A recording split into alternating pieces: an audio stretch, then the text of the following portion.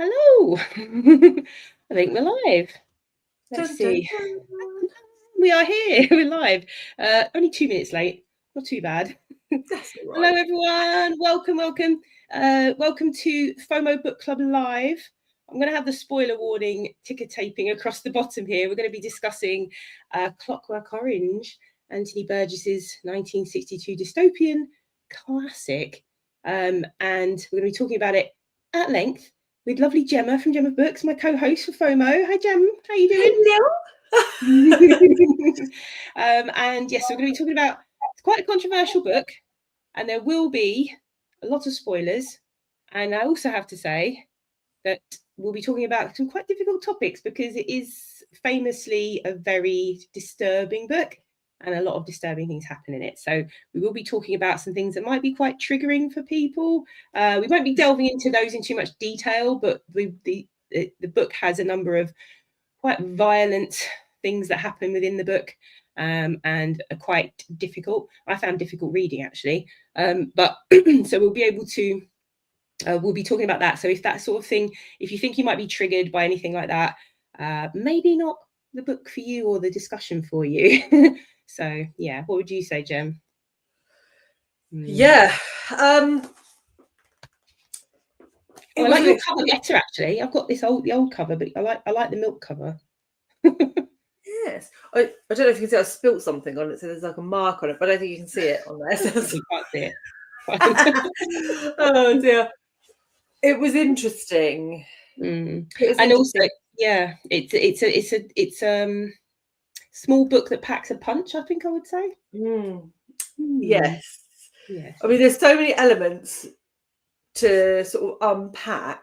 I don't really know where to start. I don't think I liked it as much as you did. And I think that the reason for that was the language. The NADSAT. Yes. So which we will talk about, because do you know what I was trying to do? You know, normally we'll talk about characters and we'll say, like, let's start with this character, I mean, personally, I was trying to think about I've not put any banners up for today's chat. I've got some topics that I want to talk about, but it's not like the usual type of thing that where we would say, we'll talk about this character, we'll talk about that character, but the structure of the novel is something I think, and that includes the language, is something that I would put up as a sort of talking point here. Yeah, it's difficult. But it's, you know, I've never read anything like it, something that makes up its own slang dialect effectively. Not to this level. There might be books that have like the odd word that is like slang in that culture or whatever it is, but for the whole book to be written in that, I think it's personal preference, right? So when I first started reading it, I found it quite interesting, and I was like, oh, okay, I'm starting to understand. I get what that word means now, and I get what that word means now. But I found come the end, I was just a bit annoyed with it. I was just like, I'm not really sure what you're adding, like, apart from like self kudos at being able to make up this. Yeah, it's interesting. Imaginary dialect. I don't really know what that added, because the content was so hard hitting in itself. I don't really know what that added for me to it, apart from a level of obscurity. Well, yes, so it's exactly that. So basically, I'm going to talk about the book a bit because it's one of the books that a lot of people are reading at the moment. We picked it over a year ago to read for the FOMO Book Club, and we picked it because it's one of Alice's favourite books.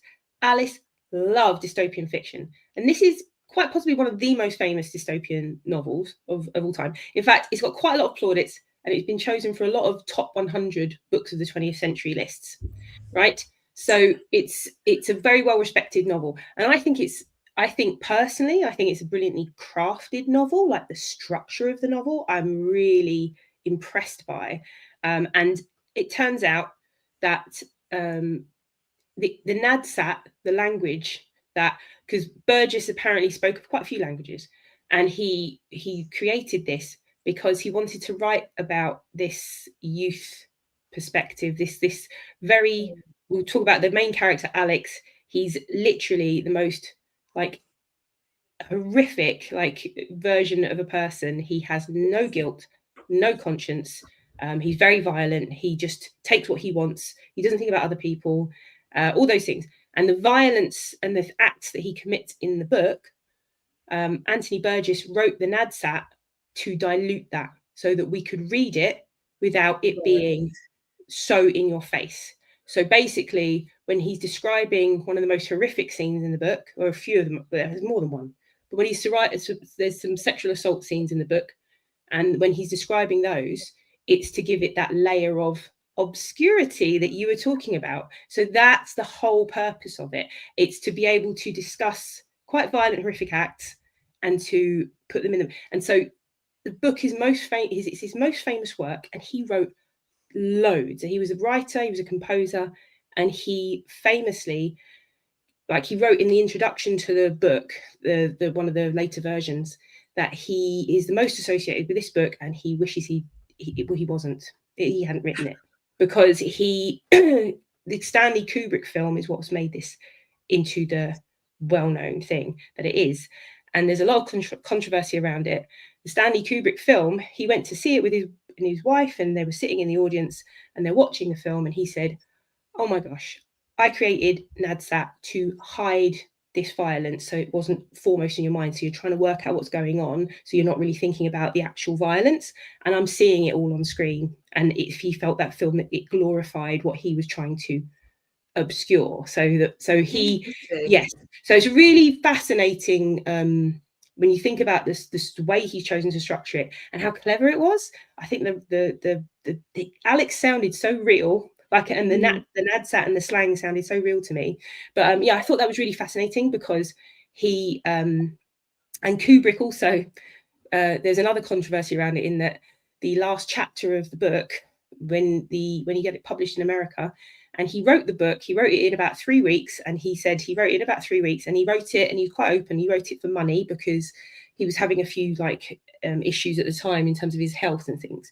So he was writing a lot of fiction to try and get money for who he thought was going to be his widow soon. He thought he was going to die. Okay, so he wrote all these books, and then the American publisher, he wanted 21 chapters, specifically because 21 is coming of age, and in the 21st chapter, which we'll talk about later, Alex seems to come of age.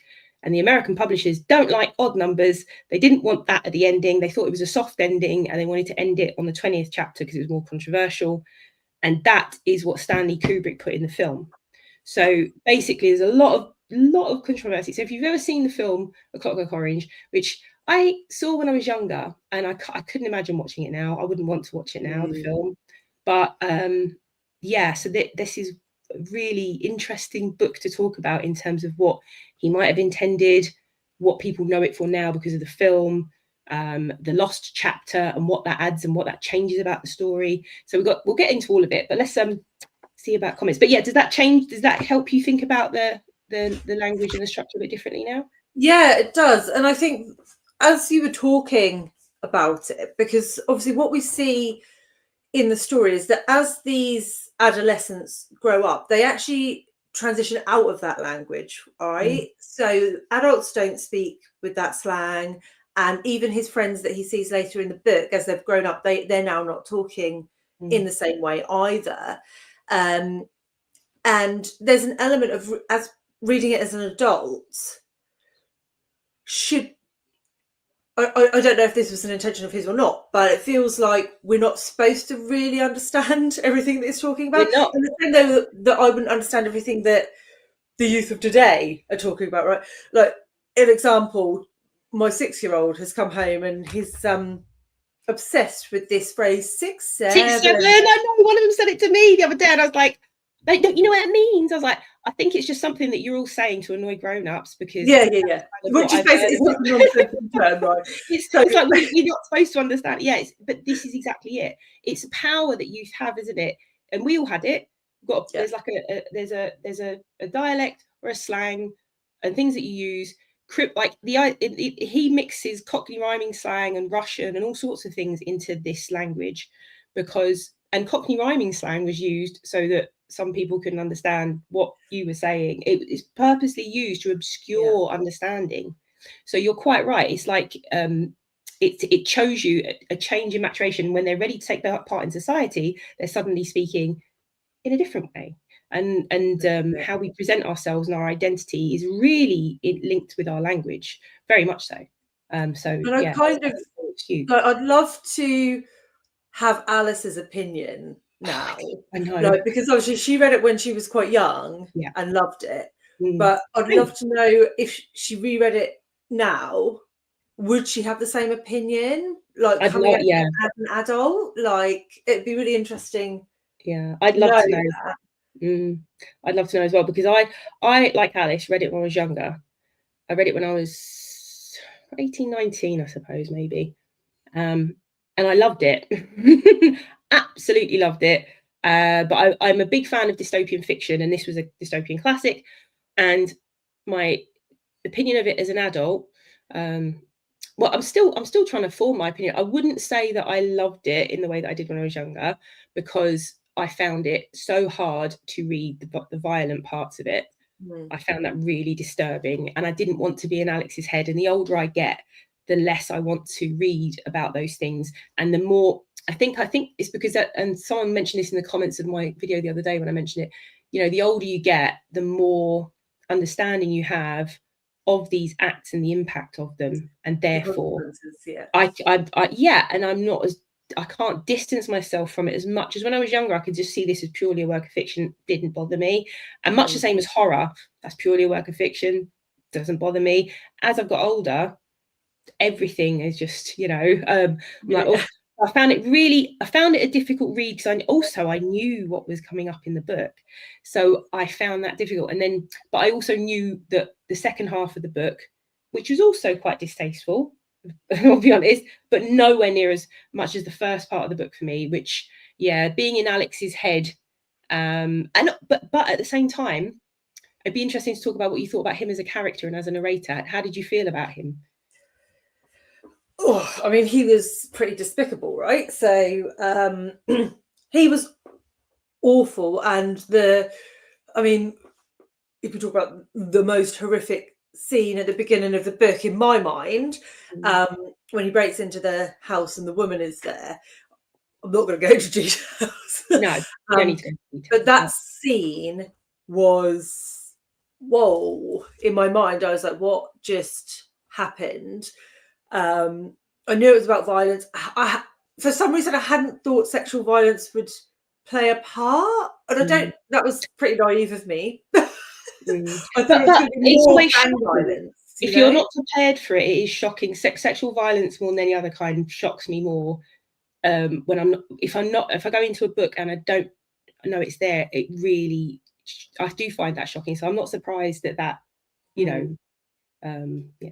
And it's still not what you want to read about anyway. However, if you've gone into it not knowing about it, yeah, I can imagine that must have been like, that smacked me in the face. But what was interesting was later on in the book, when he's been cured and he goes home and his parents are like, tough turnips, mate, there's nowhere for you to stay. I actually I felt sorry for him. I know. This is the genius of the book. This is why I think it's such a well-crafted novel.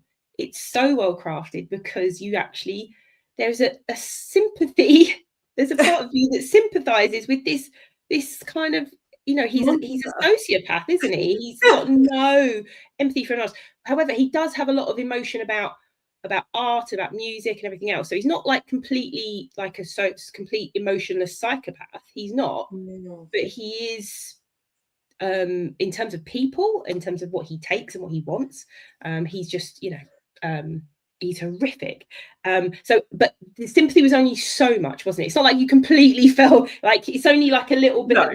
But it was a very slight bit. And I overall cannot stand him as a character. He is a horrific character, but we're not supposed to like him. Like, you're not supposed to like him. No, but that's a really interesting narrative choice, right? To have a first person. Was it first person? It was first person. He's talking to us. Yeah. He's talking to us. He's calling us his, oh, my brothers, your humble narrator. He's like, I'm your humble narrator. It's like the most like non-humble character as well, you know, because he's intelligent, he's smart, he loves himself, you know. Yeah. And but to be that close to a character that is supposed to be that horrific is an interesting choice, right? Also, kind of like Bret Easton Ellis' American Psycho, which I haven't read. I love the film. Love that movie adaptation. But isn't that first person? Patrick Bateman, I think, is. Yeah, I haven't read it. So yeah, I think it is an interesting choice. I think because we've also, I suppose, in some ways, like because Burgess, the thing about him as a writer and his background, like he is a contemporary of George Orwell. He's a huge fan of Aldous Huxley. He's friends with William S. Burroughs. He's like his contemporaries are all these kind of, you know.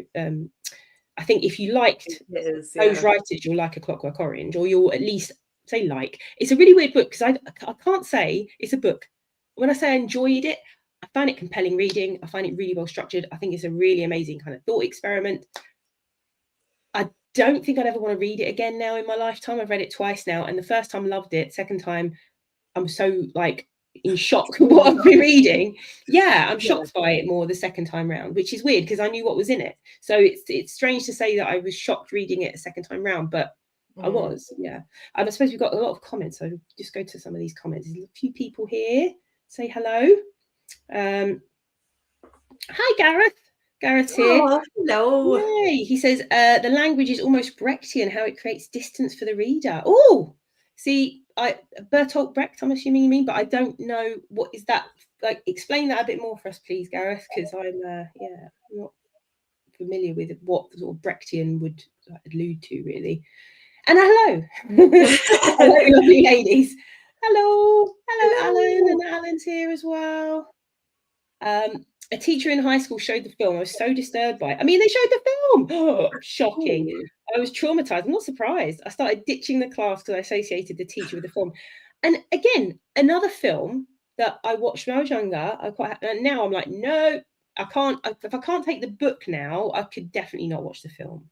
Yeah, and the film was beautifully shot, like cinematically beautiful, but disturbing.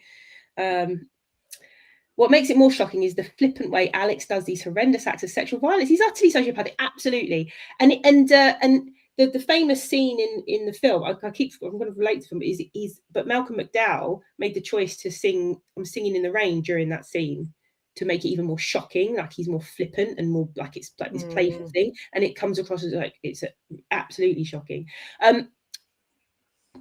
What is it? Apparently, jinx. I must have said that when he's Brecht changed theatre in creating his alienation techniques to make the audience aware they were watching theatre. Oh, good. Okay, so that makes sense. Yes, so the language is definitely very Brechtian. It gives you that distance. It's like you are like definitely an observer, like reading the book, like you're having to like dissect and understand the language, and that takes away from that gives you that layer of protection from the violence, which is what his whole point was. Aware they're being manipulated, it led to theatre of the absurd, etc. Oh, thank you. I've learned something new today. That's good. Yeah, me too. I didn't know that. Oh, there we go. All right, so we were just chatting about the language, and I think the language is really interesting. I think it's very clever, and the whole sort of way that he talks to us as if we're his only friend and we're his confidant, and he's telling us all about this stuff. And so you kind of it's also very funny, like because this book is satirical. It's a dystopian kind of satirical thing, and some of it is so ridiculous, like some of the scenes in it and some of the things that are going on. So in some ways it's like it's a comic. It's comical in some ways, but I think the language had a big part to play in that.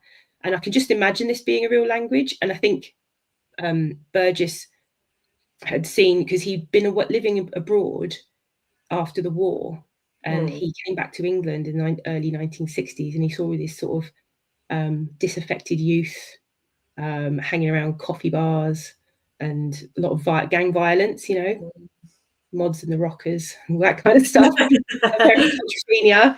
But he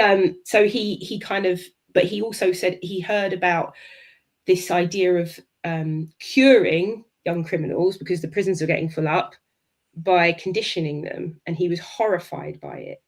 And so let's talk about that part of the book. So Alex commits all these horrific crimes, and then he goes to prison, and he thinks he's being smart by getting signed up to this. Yeah. What did you think of what happened to him in terms of the conditioning and what they did to him? Okay, so there's two elements here. So first, I think the actual sort of theatre of horrors, I suppose it was, that he was subjected to, I found that a little unbelievable. Just because, and maybe this is more of a sign of the age, I think nowadays we're actually more au fait with quite a lot of violence when you look at films, when you look at computer games. Like, I find it very difficult to see that someone of that caliber creating those crimes can actually ever really be shocked by anything they're showing on telly, even if it was like, you know, atrocities from the Second World War and all of these. I just find it difficult to believe that he really would have had an emotional reaction to that. But it isn't emotional, is it? It's physical. So that's the whole point. He's yes, but because would he? No, but they basically the conditioning program was that they inject him with a thing to make him nauseous whilst he's watching this show. Yeah. So it's not, because initially he's like, okay, they're showing me this, they're showing me that, but they're keeping his eyes open so he can't close his eyes. Then they're giving him these drugs to make a violent physical sick reaction in him. So it's like, you know, it's this whole behaviorism thing. Basically they're conditioning his body to react. So it's not that his emotions are going to react, because of course we know when they've at the end of the book, when they change him back, he's not emotionally changed by that experience, because he then goes straight back and gets another gang. So I think the he's not emotionally affected by it at all. Yeah, he's true. affected by it. So basically, like the violence they're showing him, it's as, you know, they're conditioning his body to react to the violence. That's what they're doing, and that's what happened to him eventually. So which is, and the whole point, I think, like the priest was trying to make was, this is not morality, should be about choice and free will, and you should be choosing to be good, and that he says to them, Alex calls out, like, I'm not a clockwork orange, like I don't want to be a clockwork orange. So the idea is that he's got this living thing that they can scoop out and then put, like, just make into a machine inside that's just going to behave the way they want it to behave. Like he's a living being. And the priest was trying to say, this is not morality. This isn't good. This isn't goodness. He's not making any moral choices. So therefore this cannot be goodness. This can't be real. Like, so yeah, I thought it's interesting in that way. So so emotionally, he's not changed at all. And that's proved by the end of the book. So I think the other element of this, the morality bit, I struggle with that, right? Because in my mind, if you've done those things, should you have the right to have an opinion? But this is a whole societal thing, right? This is a whole societal question. So this is what I want to talk to you about in terms of the setting of the book. So the setting of the book is Britain, sometime in the distant future, we don't know when. There are gangs of disaffected youth roaming the streets, doing what they like, ultra violence, you know, morality seems to be breaking down. And in the background, did you notice what's going on in the background of this? There's like glimpses of the news, there's glimpses of politics. Did you notice what was going on in the background of it? Like, what did you think of the kind of setting of this dystopian Britain? What did you think was going on? That's a question. Especially given the technique, because he's a guinea pig for this inferior interior minister. Right? So I mean, there's clearly a lot of power struggle, isn't there, between the people and the politics. But basically, one thing that's interesting that brings it all up is they when he gets out, he sees himself on the news, and the government that are in power are saying, we're going to clear up all these young criminals, all these young toe rags are going to be sorted out. We're going to cure them. You're going to be safe to walk the streets. But what have they got when he meets the police? Who are the police? You know, when he meets them, when he gets one of them was an ex-gang member, wasn't it? They're both ex-gang members. So Dim and because he was from the other gang, yes. And the leader of the other gang, Billy, they're now police. Yes. And so basically what I could see from going on the background here is you have what seems to be the rise of an authoritarian, totalitarian state, right? Going on in the background, because they are like a police state, really, in a sense, because they're getting the police have got full license to beat these people up, to do whatever they like to them, because they are criminals. And therefore it's this case of when we're talking about free will and the choice between, choice to be morally good or whatever, when you take away someone's free will in a society, like, where does that stop? I think is kind of like, it's like, when you think about these dystopian potential societies. I mean, this is the problem, right? Because it is like where does it stop? But at the same time, you can't do nothing with that level of violence. Like, absolutely. I don't know. And, we talk about conditioning, but actually, if you look at today's society, is that not what we're doing? Like, to children? Anyway? You mean conditioning? Conditioning, yeah. I mean, everything we do is conditioning, right? Absolutely, like, if you eat your behavior modification, you can have a chocolate bar. Like, that is conditioning. Oh, if I eat this, exactly what you're talking about exactly the same thing. Behaviorism, which is reward, like, here's your reward, like, do the right thing, here's your reward. Conditioning, yeah. So we have less of the, if you do that, I'm going to smack your bum these days. But we have more carrot, less stick. More carrot, less stick these days. Though obviously we still use the odd stick here and there. Charlie did get the naughty step yesterday. But look, everything we do is conditioning. So where is the line, right? Where is the line? Well, the thing is, I suppose, to live in a society with other people, there need to be laws, and not everyone fits into a neat box. But we have to have a general consensus about acceptable behaviour, and there have to be rewards and sanctions for those things. So that's just because, if otherwise, as a society, we kind of crumble, right? And I think this is like, I've just recently reread Animal Farm with a student. I think I mentioned this to you. I was talking to you about it. I don't know if I was talking to you about it or someone else, but I was recently reread Animal Farm, and Orwell. I was talking about this child. What does Orwell? What's he trying to say about communism and people, basically? Because the book, Orwell was a socialist. He'd fought in the Spanish Civil War, and then he was horrified by some of the things that had happened in Russia with the rise of communism and Stalin sort of taking over. And so what he was saying was that we can try and be equal. We can try and say we're all the same, but there will always be people. There will always be outliers who want to take power and want to take control. And so societal issues on a bigger scale, like we do need a structure that everyone has to follow, but we can't assume that everyone's going to behave in the same way, is what Orwell was trying to say, I think.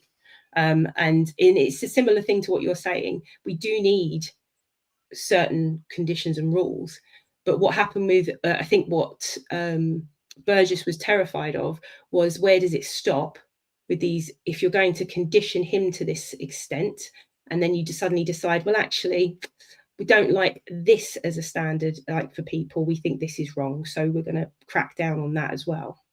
So, and this is kind of what we're seeing, like, in terms of this idea of authoritarianism and totalitarianism. It's like, where does that stop when someone in power wants to stamp out another kind of belief or behavior? Right? So like when you think about some in America, like, they've got some like conversion therapy if you're gay and stuff like that. So this is kind of what his worry was, Burgess, I think, is, where does this kind of thing stop? So it's interesting, though. I find this whole thing fascinating. It's fascinating. I mean, I found the topic around violence and societal norms and, corrective conditioning. I found that all really interesting. I found the language interesting, but I would say overall, I appreciated what the book was doing, but I didn't enjoy it. Does that make sense? Yeah, absolutely. This is why, like, this would have been like if I was giving star ratings when I was younger. I would say that's a 5-star book for me because I loved it. I raced through it. I thought it was so well structured. Really loved it. I don't think I thought about it as deeply as I do now. In fact, if anything, I've thought about it for longer now than I did then. But the lack of enjoyment for me means it's not a book I love, but it's a book I very much appreciated reading. So yeah, it's kind of like I was saying to you earlier. Like I'm glad I read Beloved by Toni Morrison. Which is, I mean, you can't compare the two, but in terms of the horrific nature of the book, I couldn't read it again. And I couldn't say it's an enjoyable book for me. Like, enjoy is a really wrong word. Appreciative of it is probably the right word. And I think I feel the same way about A Clockwork Orange, really. Appreciate the craft, but yeah, I appreciate the craft. I appreciate some of the messaging and thinking about it, because also we'll talk about the ending in a bit. Let's go do a few comments, but I want to talk about what you're left with at the end, like, because we're gonna have to have a recap because we'll have a recap. You read it a while ago. Exactly how it ended. You read it a while ago. I read it very recently. So yes, so we were talking about where are we? About the theatre of the absurd. And there is an element of the absurdist element to Clockwork Orange. Absolutely, I think so. I really think so. Hi all, I'm curious about the quality of Burgess's writing. I haven't read A Clockwork Orange, but I know the story from the film. I was blown away by his Shakespeare novel, Nothing Like the Sun. I think the writing's brilliant. I think it's a brilliantly written book. Because I completely believed in this character, in the slang and the world. Like I felt like the way it's structured and his use of language is so clever. Like you can tell he's a link. Like he's like multilingual. And he's also, it turns out, I didn't know he was a composer. I only found that out when I looked up a little bit about him today. But yes, I'd highly recommend, if you liked the film, then I'd like to try reading some of his other books, actually, because this is not the book that he wants people to remember him for. So I should try and pick up some other books. Everyone thinks we need to change our minds so that we make good choices. I think the opposite. I think behavioural changes lead to a changed mind. Interesting. Yeah, I think you're probably right. I think Burgess was making a statement about the violence in society from all corners and its grip on people. Yeah, and the fear. This is the other thing, isn't it? This fear. There's this undercurrent of fear throughout society for all the societal elements in the book. And actually, all of the people within the book that like, no one comes out as a good character. Everyone in these books is kind of is morally grey in some way. That is no one. But do you think that because we only have the scope of Alex? Because I thought that as well, and I was like, it seems very dark. Everyone's horrific, like everyone's. But is that just because that's his peripheral vision? Yeah. I think so. I think it's that, but also you do get glimpses, much like, when you have that sort of a bit of dramatic irony where you know a little bit more than about what's going on than the character. Like he overhears things, but he doesn't kind of read too much into them. But when you're listening to it yourself, when you're reading it yourself, you're thinking, this is the start of a program. You hear a little bit snippets from the news, and you're like, sounds like there's a real like kind of totalitarian thing, crackdown going on here on crime, and he doesn't notice any of this. We notice it through the things he's noticing. But I think what I found interesting was his parents had jobs. They seemed decent. So in some ways, because quite a lot of the time we sit there and think, is it nature versus nurture with these things? And that's not anything that Burgess is trying to say here, because Alex comes from ostensibly a decent, whatever that may be, decent home with parents who clearly work hard and care about him. And he's pulling the wool over their eyes completely, isn't he? So where has this come from with him? But I don't think that's the question of the book. But I did wonder that myself, where is this coming from? I think, for me, I think children, particularly adolescent children, they take a lot more of their cues from their peers. school and their friends and their peers than they do from their home life. Yeah, it's Like, proven. I was a pretty horrific teenager, and I sort of had to come through it and out the other end. Yeah. Like, you know, it's just having that stable home life and loving parents and all the rest of it. It actually means nothing if you're surrounded. But I meant like more like all he's so extreme. Like he's a sociopath. Like he's got no qualms about it, because you know, you may be a bit of a tearaway when you're younger, and everyone's done stupid things when they're younger, and well, lots of people have. But I just feel like I'm definitely, you know, we've all been like done these things, because you're still a child. You might be in a nearly grown up body, but you're still a child in your mind. You don't realize it, and you don't want to be, but you are. You may be impulsive, like you say, you follow your peers. But he was beyond that. He's like a sociopath. Like, he's like no empathy, does not care about any of these horrific acts that he's doing. And not only that, and I think Burgess is saying at the end, like, he just goes back to it anyway. Like, this is like, he's you know. But that last chapter that was left off of the film, it was left off of the original American edition, but it's now in the American edition, because Brian from Bookish has read it recently, and he I said, oh, have you got that last 21st chapter? He went, yeah, it has it. In that final chapter that Burgess left in, Alex just decides, you know, I'm bored of this. I kind of want what Pete has. He meets his old droog, Pete, who's now got a job and a wife. And he's like, oh, that actually sounds all right. I kind of want that now. And he's kind of, this idea, I think, is like, people can change, but they need to make their own choice to change. I think was at the end of it, really. Hi, Margaret, by the way. Let's go through some of these. I think his writing style is dominated by the language in this book. Yeah, it really is. I'm going to read a different book by him soon. Snap! May get a different sense of his writing style, yes. And the carrot can be toxic. Oh, yeah, this is true. The carrot can be toxic. We were talking about carrot and stick earlier. Yeah. Can be, yeah, you know.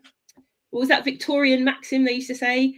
Spare the rod and spoil the child. Or that's Victorians for you. He wrote his Shakespeare novel as Shakespeare would have. It was amazing. Oh, that's interesting. That is interesting. What was it called again? You did put it up here. Let me go back and see. Nothing Like the Sun. Oh, interesting. He loved language. It was a passion of his. Yes, it was. It was a passion. I'm collecting his novels. I find them secondhand. Earthly. I mean, I've never seen any other. I mean, maybe I've just not been looking out for them. Any other Anthony Burgess? I never see them.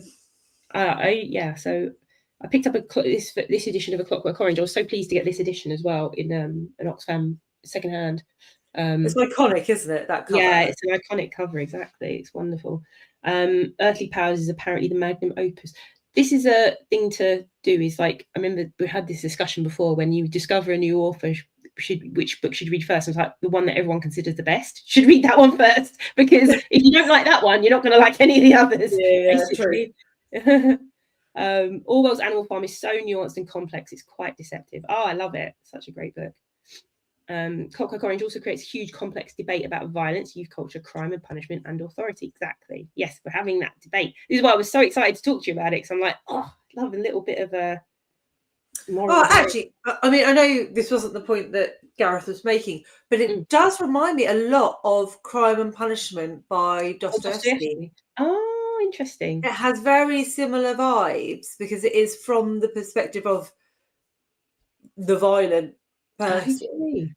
And yeah, about I mean, they are very different books, but it's got similar tones in it. And it's interesting, obviously, that one is written by a Russian, because their society is very, very different to ours. So yeah, interesting. Yeah, that is interesting, isn't it? I know that wasn't like. This is the thing. I think this is the best thing about these kind of discussions, isn't it? Because you can see the links between all of these ideas and all of this literature, and I think it's fascinating. And context is very important. And it's an emotionless read. Yeah, Clockwork Orange. Did you say A Clockwork Orange is an emotionless read, or Animal Farm? I'm assuming Animal Farm. Animal Farm is not emotionless, but I don't think Gareth means Animal Farm. But let's see. Algorithms could be considered a form of conditioning. Absolutely, we're being conditioned all the time. Yes. Yeah, funny enough, there was a video today about the algorithms, just like all these echo chambers that we're all kind of living in as well, and it's just we're living in that dystopian future. Kev, the internet is massively conditioning us. Totally, yeah, we really are being conditioned by everything. The attention economy has got us all, especially what M. Oh, I think that's supposed to be Musk. Has done with X, blah blah. Constant stream of hate and violence favors the algorithm for everyone to be fearful and anxious. Yeah, who was telling me recently they'd set something up and hadn't posted anything, set up a brand new X account for like some sort of research purpose, hadn't posted anything, and some of the first things that cropped up in their feed, they hadn't posted anything, hadn't liked anything, hadn't clicked on anything. It was some fairly right-wing propaganda. One of the first things that popped up in their X feed. I tell you, I was reading a book recently. It's about feminism in the age of AI.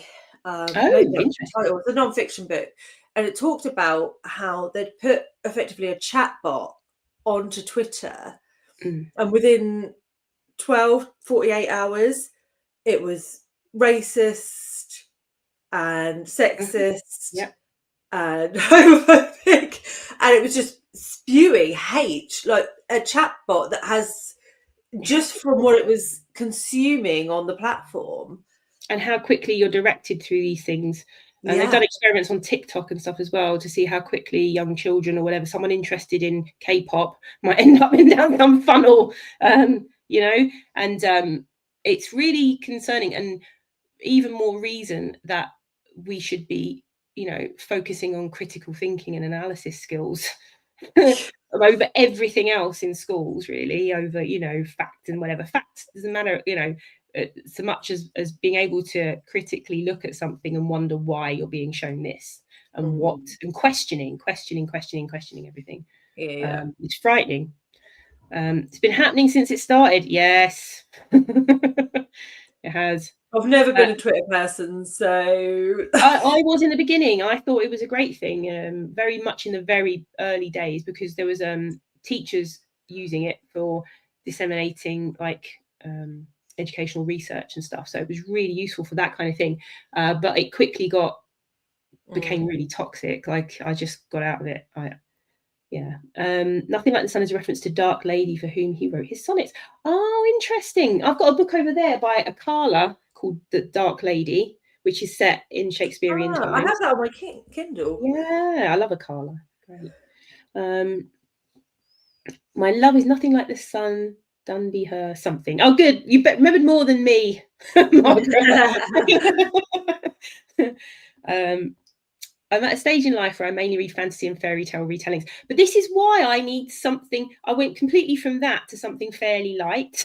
Like I had to. I went to like a T. Kingfisher book, Clockwork. I'm currently reading the 6th book in the Dungeon Crawler Carl series. See, this is it. It's what you need in life, a bit of that. I mean, we do need to read the serious things, and we are reading the serious things, but you just need a bit of light relief. I love a bit of fantasy, honestly. A bit of escapism. Yeah, and also fantasy can be very political, of course, but I prefer political fantasy, but then it's through the lens of fantasy. Yeah, exactly. That remove. Yeah, trying to remember them. I remember She Walks in Beauty rather better. Sorry. It's also the second solo album by Sting, Dark Lady. There you go. Wow, popular. I meant Clockwork Orange is emotionless. I was going to say Animal Farm. Boxer, no. I think maybe that was why I didn't enjoy Clockwork Orange so much. The lack of emotional connection. Yeah. Now that Gareth said it, it's just like I love a book that's going to rip my heart out and stomp all over it, which is why I love like A Fine Balance that we read, right? But I think maybe just that lack of emotional connection is why I couldn't get on with it. Yeah. It's I know exactly what you mean, because I feel that's happened to me recently with a few books that I've not enjoyed. I'm just like, I don't connect with this character. I don't really care about you. But I think the writing and the subject matter of A Clockwork Orange was so compelling anyway that it levels it up for me. Laura Bates' book, is that the book you're reading that they're talking about? AI and feminism. Yeah. Was it Laura Bates? It was. Interesting, because interestingly, Laura Bates, this is fascinating because we're talking about Twitter, and she became famous for running long before the Me Too movement and everything else, the Everyday Sexism Project on Twitter. That's what she became famous for. Do you remember the Everyday Sexism Project? So basically, it was this project, it was brilliant, and she started getting women tweeting about instances of everyday sexism, rather than it being like horrific acts of violence. She did talk about this in the book, actually. Yeah. So, this happened to me today. Like this, literally, these things happen to me every day. This is what's happened to me today. Yeah. And she then wrote a book about it. But that's kind of what made her quite prominent in like this modern feminism chat. Yeah. I just checked it. It is the Laura Bates book. There you go. Yes. Moisturize nothing like the sun. Yeah, things that rattle around in chunks in our brains. Yeah, you just are so random, some of the stuff you've left. Nothing Like the Sun. It's a great album. Not Dark Lady, Nothing Like the Sun. Sting is awesome. Okay. I mean, yeah, I like the Police. I also like the Stella Street version of Sting. Very good. That's right. There you go. See, I was right. Laura Bates. There we go. It's got Fragile and Englishman in New York on it. I'll shut up now. Get Gareth onto music. Into the music chat. So we'll talk about the ending of it very briefly, because Alex, the ending of the film, and this is why it kind of makes the film, why also another reason why Burgess hated the film, because the ending of the film, the ending of the 20th chapter, Alex is cured of his cure.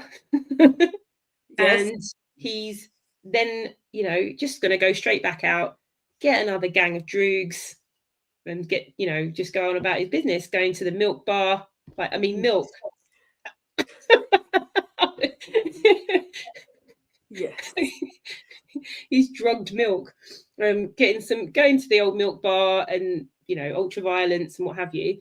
So he's just going back to his old ways. So that's the ending of the film. And in a lot of ways, you can see, I think, why that made the film so controversial. It's like he's learned nothing. No consequences. This is an irredeemable person. Some people are evil and you can never change them. And that's kind of the end of the 20th chapter and the end of the film. But the 21st chapter is he does decide to change. He decides on his own to change. So what did you think of the ending? I'll be honest, I couldn't remember it until you just told me, so it obviously did leave an impact. So let's describe it, because you said to recap it. So at the end, he's out with his droogs. They're all younger than him, and he's like, he doesn't trust anyone now completely. He just wants his little minions. And they're going to be going off to do some ultra violence, and they bump into Pete, who's one of his former droogs, who is now married and working. I don't know if he's working for one of the ministerial departments or a bank or something very respectable. And he's saying like, "Oh, me old droogie," and like being all like, the nadsat. And Pete's like, "Oh, hi, Alex," just chatting to him normally, because he's also now married and respectable, and he has a job and he's got money and he's got a nice life. And also Alex sees this girl looking like they're in love, right? So he wants that. And I don't think that's something you can get just by demanding it, right? Yeah, you can't get. So he wants that. He wants what Pete has. He wants a child. He thinks about all these things, and he's like, "Oh, actually, yes, yeah." And that's kind of the ending of the book. So we don't know if he goes off and does those things. Who knows? It might have just been a fleeting thought, but yeah, because there's some narrative as well, isn't there, around like father-son relationships, and when his son grows up, he expects him to give him hell. To repeat itself. Yeah, I don't know. Does it change kind of like, because Burgess's point about the whole film thing was like, that's just completely missed the point of the book. The point of the book is so that people can redeem themselves, like people can choose to change. And don't necessarily mean they're going to, but they can. There's a possibility of redemption through change. And you've got to believe that people can change and make decisions to change and reform and believe in reform. and that's kind of his point of it, I think. But you're kind of also left with a bit of like, is he really changed? Because he's quite an extreme character. I don't know. I don't think he was changed. No, you don't see this like the spark of the start of a change in him. No. Interesting. In the comments, if you're watching and you have read it, what do you think? You know, because I do think it seems to show promise of potential to change, but he's even considering it.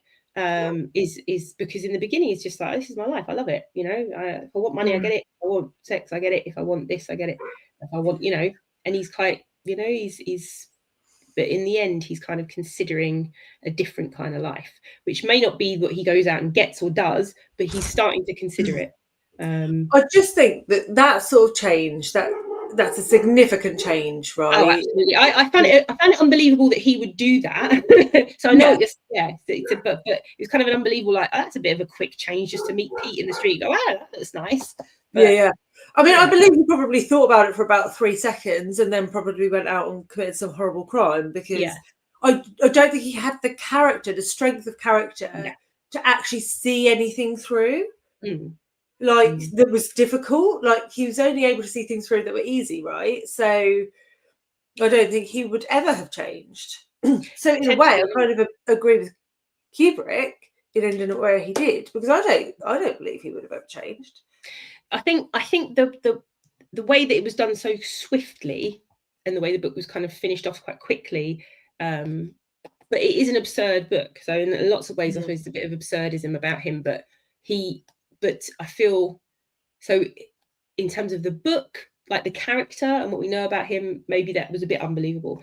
But in terms of what Burgess is trying to say by that ending, I think I prefer that ending because I prefer this idea that this suggestion that, well, actually people could reform, like you can be redeemed, you can change. Yeah, but I think you see that through his friend, right? So for me, that's the redemption story. It's like, some people can be saved. I just don't believe Alex can.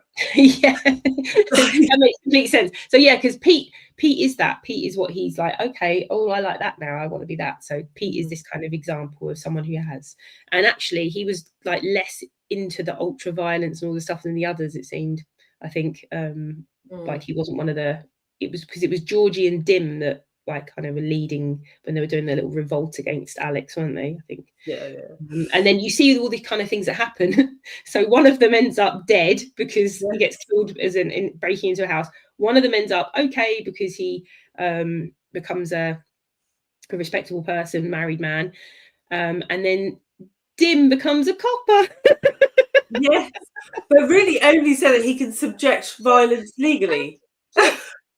Exactly. So it's which is interesting because that's probably the cleverest move for someone who has that affiliation with violence. It also shows you that the government are hiring people like that, specifically like that.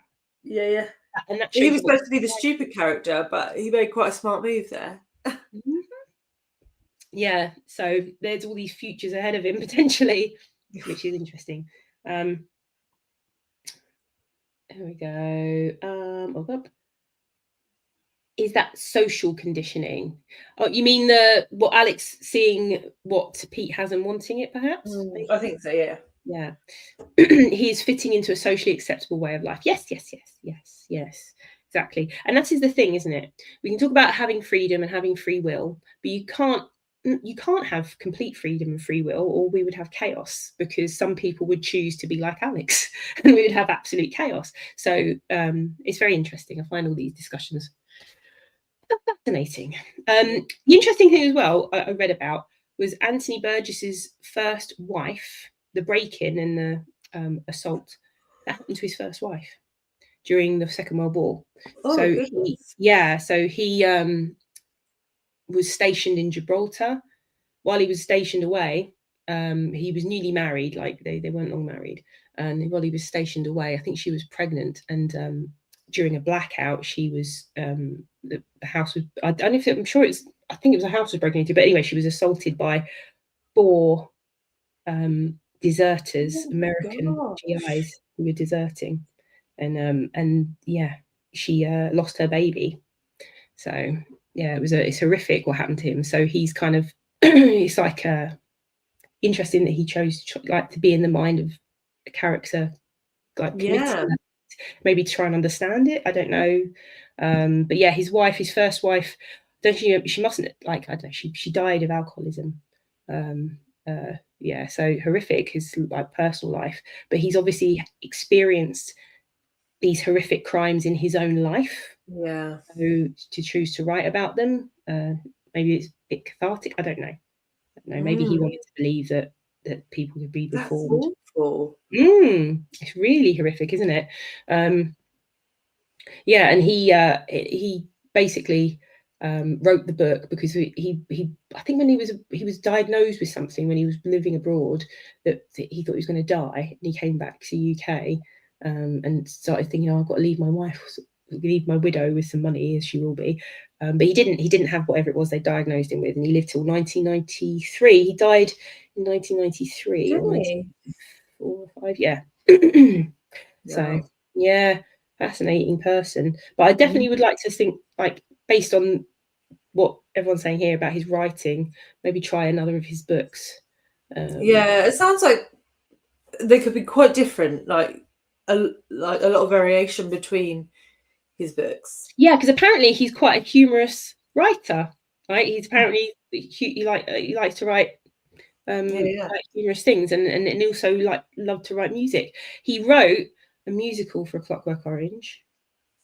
There's a musical for it. He scored it and everything, and oh my goodness! And then apparently there was a terrible version, which was where the musical was put on, and the score was by Bono and the Edge from U2, and one of the reviews called it a Clockwork Lemon. Oh. Which I thought was quite interesting, quite funny. It was quite a nice Clockwork Lemon. Brilliant. So, in terms of, are you glad you read it now? Because was it on your 100 books list that you've got to? No, it's not on there. I am. I suppose I am glad. I am glad I've read it because it is such a cult classic book, and I've never seen the film, so I kind of want to now go back and watch the film as well. So I'm glad I read it. But like I say, it's more of an appreciative read than an enjoyable read. And yeah, I'm glad we're moving into Agatha Christie next. Yeah, we need something. It's going to be a bit more relief. Yeah. Some lighter violence. Yes, I feel like that's much more what I need in my life right now. Absolutely. So I suppose we should chat about what's coming up for FOMO, because everyone who's watching may have seen our announcement video, but our next book, because we've got another 6 books picked for the next 12 months of FOMO, is 5 Little Pigs by Agatha Christie, which is Alice's favourite Poirot and favourite Christie overall. Yeah. So should be good. And loads of people have told me that's their favourite as well. So I'm really looking forward to reading that. And we'll be reading that over November and December. And if you want to know what else we're reading, I'll pop the announcement video in the description box afterwards. But we'll be reading in January and February. I think we're reading Foundation. Which one are we reading? Foundation. I'm very excited to read that. Talking about classics, there's a sci-fi classic right there. Yes. Foundation by Isaac Asimov. And then we're reading The Secret Diary of Adrian Mole, age 13 3/4, which is so funny. I'm really looking forward to that. And then we're reading Oryx and Crake. I think If Cats Disappeared from the World, because Oryx and Crake is a summer read, because it's the biggest book we're reading next year, I think. Right. And then we're reading Oryx and Crake by Margaret Atwood, and we're reading The Chrysalids by John Wyndham. So a good mix of things. Yeah. Very exciting. So we've got some classic crime, some classic sci-fi, some dystopian fiction, some humour. Yeah, we've got a whole bunch of things going on. I'm very excited. Very excited. Last few comments. I'm going to read The Wanting Seed by Burgess, which is another dystopian and sounds totally crazy about overpopulation. Oh, interesting. That does sound interesting. Yeah, he said, I saw an interview with Burgess, and he said that he loved Aldous Huxley's Brave New World, and was like the sort of thing, he's like, oh my gosh, I wish I'd written this. You know. Have So you read it? have I read it? Yeah. Yes, yeah, Yeah. I've read it a few It times. was very good. I've read it a few times, and I love Brave New World, and I love like Brave New World. And I remember reading this thing recently, the Neil Postman Amusing Ourselves to Death, which I haven't finished, but I started reading. And in the opening of the foreword to the book is about how basically television is stealing everyone's attention, right? And the opening of the book, his son writes about his father writing the book in 1985, and his father was writing about how television and everything is kind of distracting us from what's going on in the world, and that he said that it's kind of this vision of Aldous Huxley's vision of the future is more prescient, because we're living in that vision of the future where Aldous Huxley said we'll all be we won't even care, we won't care what's going on because we'll be too busy looking at mindless stuff on TV. But he couldn't even predict like that actually we're kind of living in this world of the internet now. He wouldn't have even known that was going to be around the corner. So it was really interesting. But Aldous Huxley, he said most people think that Orwell's vision of the future is the thing that's what's going to come true, but the most scariest thing is Orwell's vision of the future. But Neil Postman thought that Aldous Huxley's vision of the future, where no one really cares about anything, you're just too busy like mindlessly scrolling, which he didn't call scrolling, but this is what I'm thinking of, like to do anything. That was his vision of dystopia. Really fascinating. But the Feelies or whatever they go to when they go to the cinema in Brave New World. It's like the Feelies. It's so long ago. It's all these like basic constant. It's just about like they're kept kind of placid by all these like constant content and stuff that they're being fed. And I'm like, oh my god, Aldous Huxley, we didn't even know. This is fantastic. Yay. Adrian Mole about 10 times. Still love those books. Yeah, because I've got a couple of the other Adrian Mole books which I've never read to read after. I've picked them up now. Oh, nice. Yeah. I still love those Adrian Mole books. Yeah, so funny. All right. Well, it's been a lovely chat. Yes, lots to unpick there. A huge amount to unpick. It's very it's a small book packed a big punch. So yeah, I hope and if anyone's watching this post live stream, just let us know in the comments what your thoughts were on the book. I'd be interested to know. Yes. And one last comment here from Gareth. We know it's very possible to be in a dystopia and have most people not realise. We now know. Yeah. Yes, we do. Sad but true. All right. We'll take care, everyone. We'll be back probably at Betwixtmas. You know. Yes. Yeah. Betwixtmas, between Christmas and New Year. Yes. For our chat about Five Little Pigs. So enjoy Agatha Christie if you're joining us. We'll see you then. Bye, everyone. Bye.